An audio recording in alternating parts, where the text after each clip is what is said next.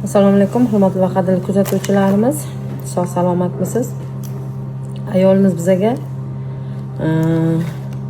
shunaqangi ko'p ajralmalar kelishi, doimiy qorin sohasida og'riq, uyda rosa dori ukol olganliklari, tinimsiz 1,5 oy davomida lekin sistit umuman qo'yilmasligi juda kuchli shikoyatlar bilan kelgandilar. Biz ko'rganimizda ham eroziyalari kuchli holatda va aynan 4 ta farzandlari bor bu kishini, o'sha bachadonni tushishlari bor edi, qindevorlarning tushishi bor edi.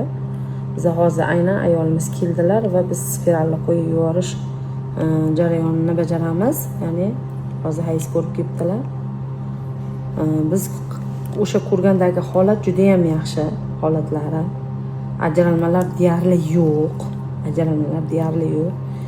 Plus eng yaxshi tomoni eroziyalari ham yaxshigina bitib